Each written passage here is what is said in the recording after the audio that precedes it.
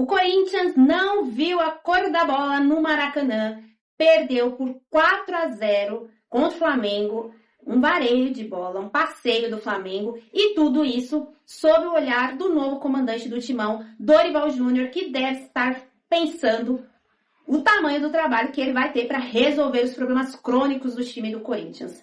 Você está na Rádio Coringão, eu sou a Suelen Bonfim e vamos para mais uma análise fiel.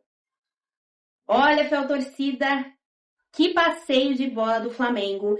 E na minha opinião, o Corinthians começou o jogo já perdendo por conta da sua escalação. O Orlando Ribeiro achou por bem manter o esquema de jogo, né? Num 4-3-3 ali, extremamente perigoso. Já é um jogo perigoso quando o Corinthians tem a bola. Porque o Corinthians, quando perde a bola, tem problema de recomposição ali no meio de campo e muitas dificuldades. A gente tem visto problemas recorrentes no Corinthians, né? Inclusive, nos últimos jogos antes do Hugo voltar, colocava-se a responsabilidade toda em cima do Donelli, mas o Corinthians permite muitas finalizações de fora da área, dá muito espaço ali naquela área no meio de campo. Isso é um problema crônico e você vai jogar com o Flamengo no Maracanã, com mais de 60 mil torcedores, o Flamengo ia vir para cima do Corinthians com toda certeza. E o Flamengo, que tem um meio de campo com Pulgar, Gerson, De La Cruz e Arrascaeta, você não pode dar espaço para esses jogadores. Você não pode dar espaço para esses jogadores. Tem que ser uma marcação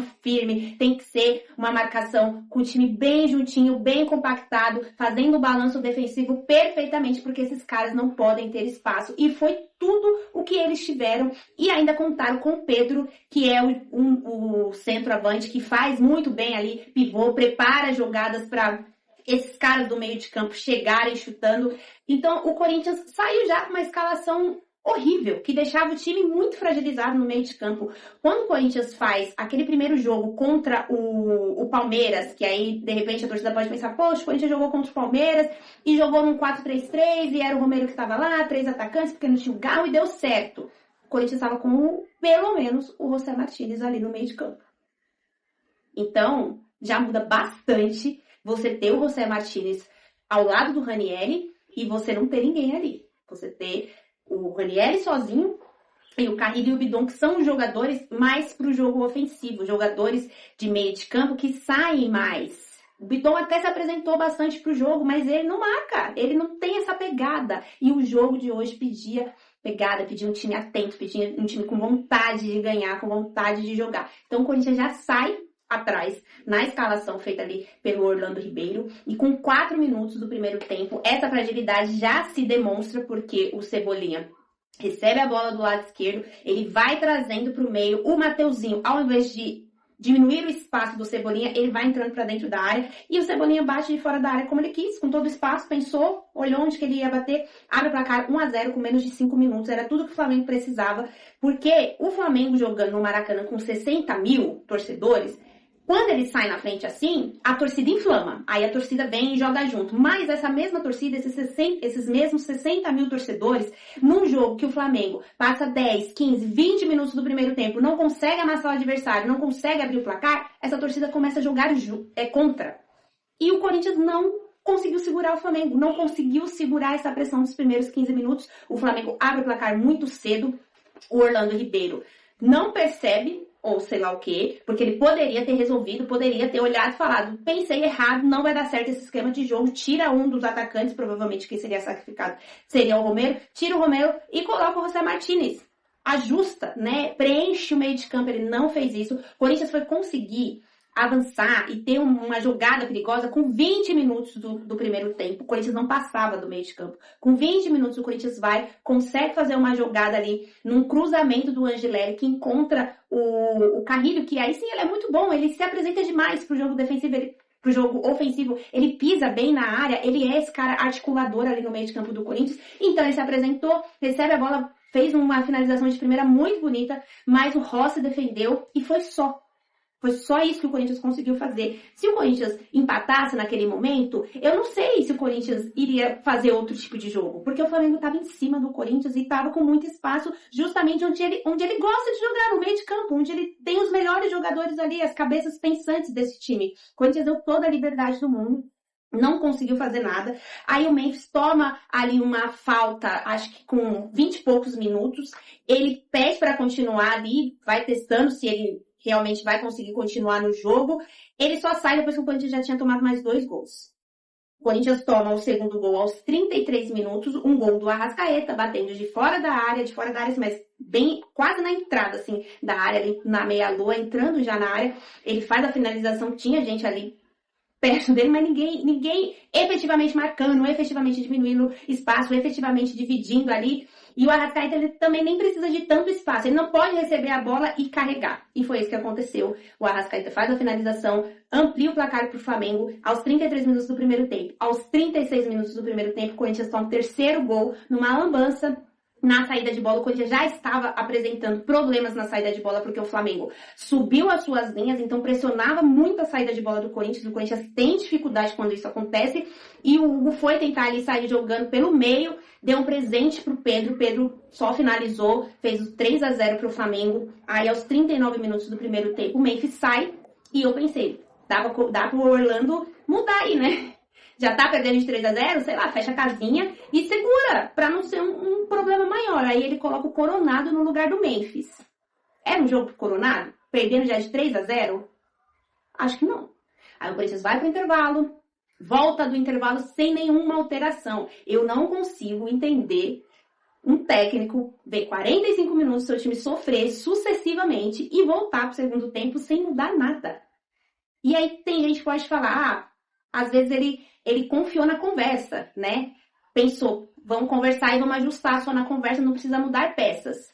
Não deu nada certo, porque eventualmente o Corinthians ficava com a bola no segundo tempo, mas mais porque o Flamengo dava essa bola para o Corinthians com uma posse que era inofensiva, porque ficava a maior parte do tempo tocando essa bola ali no campo de defesa, tentou ali até se apresentar, ir mais para o campo de ataque, mas quando o Corinthians perdia a bola era um Deus nos acuda, porque toda vez que o Flamengo descia para atacar o Corinthians, ele levava perigo, ele conseguia criar jogadas, ele conseguia avançar com seus jogadores sem o menor problema. O Orlando Ribeiro foi mexer no Corinthians só aos 32 minutos do segundo tempo. A mexida que ele fez não foi por opção, foi porque o Memphis pediu para sair. Aí ele bota o Coronado, que não ia fazer muita diferença. Tudo bem, você pode pensar assim, perder por 3, perder por 4, tenta jogar pelo menos, tenta fazer um gol, se arriscar. Contra o Flamengo? Tem certeza, torcedor, que você quer isso? Que você não liga de perder por 3, por 4, por 5 pro Flamengo, um clássico nacional? Eu tenho minhas dúvidas que o torcedor não liga de tomar uma goleada. E, sinceramente, nesses jogos, eu acho que você tem que ter humildade de perceber, de entender que o seu adversário está no melhor momento que você, que tem um time melhor que o teu. E você joga de acordo com as suas condições. Pega as limitações ali, encaixa direitinho os jogadores de acordo com as limitações que a gente tem, tenta neutralizar o adversário. Primeira coisa, tenta neutralizar o adversário para depois você ver se você consegue fazer 1, 2 gols. Mas o Corinthians não fez nada. O Corinthians, eu não sei qual foi a estratégia de jogo do Corinthians, porque o Corinthians não baixou as suas linhas para ficar compactado ali no campo de defesa. O Corinthians não subiu a linha de marcação para pressionar a saída de bola do Flamengo. O Corinthians deixou espaço para o Flamengo jogar à vontade no meio de campo. Eu não sei qual foi a estratégia de jogo. E aí o Orlando, quando ele faz as trocas, aos 32 minutos ele faz 3 trocas de uma vez, tira o Ranieri, o Romero e o Carrillo, aí ele tira mais um atacante, mas aí ele coloca outro atacante, né? Coloca o Thales e aí coloca o Maicon e o Martinez. Então, ele já tinha desfeito a linha de 3 atacantes, mas tinha colocado no meio de campo ali o Coronado, que não serviu para preencher o meio de campo do Corinthians, não serviu, não ajudou. E faz essas alterações quando o Flamengo teve um pênalti para bater, no momento ali que estava sendo analisado se ia ser dado pênalti ou não, numa entrada do Coronado no Arrascaeta, que eu tenho minhas dúvidas, tem hora que eu olho o lance e falo, não, foi pênalti, se fosse contra o Corinthians eu ia querer que desse pênalti, tem hora que eu olho e falo, acho que não foi. O fato que o juiz deu, o Pedro marcou, o Flamengo ampliou o placar, 4-0 diante do Corinthians, e aí, gente... Corinthians não tinha como ter poder de reação. O Corinthians foi para campo com uma estratégia totalmente equivocada para enfrentar o Flamengo. Perdeu de 4-0. O Dorival Júnior chegou. Vai ter muito, muito, muito trabalho. E eu espero que ele consiga, principalmente, organizar esse time, fazer esse time brigar e entender que tem que ter essa postura, que precisa jogar de forma ativa todos os jogos, que não dá para ficar marcando com os olhos e à distância, que marcação ela não pode ser passiva, você não marca a distância. Eu espero que ele consiga resolver isso e, mais do que isso, que ele consiga blindar o vestiário do Corinthians, blindar o CT, porque o Corinthians está fervendo nos bastidores, muitos problemas, várias notícias que saem aí, que a gente percebe cada vez mais que as pessoas que dirigem o Corinthians, e aqui eu não estou para defender nem um lado, nem o outro, mas é muita politicagem, é muito interesse em disputa de poder e pouca gente interessada em fazer o Corinthians ser a potência no futebol que o Corinthians tem condições de ser. O Corinthians é uma máquina muito mal administrada. O Corinthians hoje não é a Ferrari mais na Fórmula 1, né, que está no topo. Eu não acompanho mais, então eu não sei quem é. Mas o Corinthians, se fosse pensar na era de Schumacher, na Ferrari, o Corinthians é uma Ferrari com um piloto de kart na direção, né? Não ali o técnico, mas o Corinthians como instituição. É uma Ferrari e quem dirige o Corinthians é um piloto de kart que só quer saber de poder. E eu espero que o Dorival consiga, apesar de tudo isso, realizar um bom trabalho no Corinthians, organizar o Corinthians dentro de campo.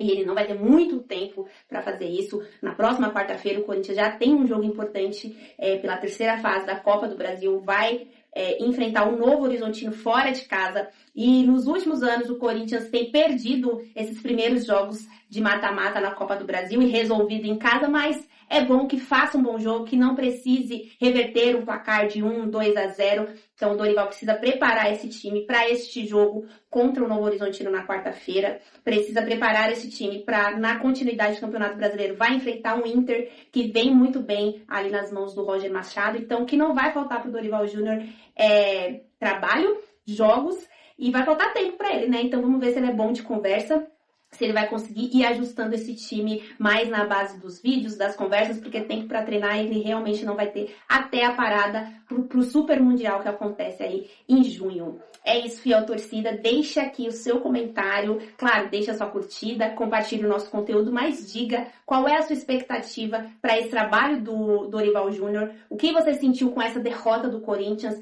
Onde foi que o Corinthians errou? Qual foi o problema de estratégia do Corinthians que fez ele perder de 4-0? E quais são as suas expectativas para esse decorrer aí agora sob o comando de um novo treinador? Uma ótima semana para vocês. Semana começa ruim, porque o Corinthians perdeu, mas já tem jogo na quarta-feira, o Corinthians já pode se recuperar. Eu vejo vocês na próxima análise fiel. É isso. E claro, vai Corinthians!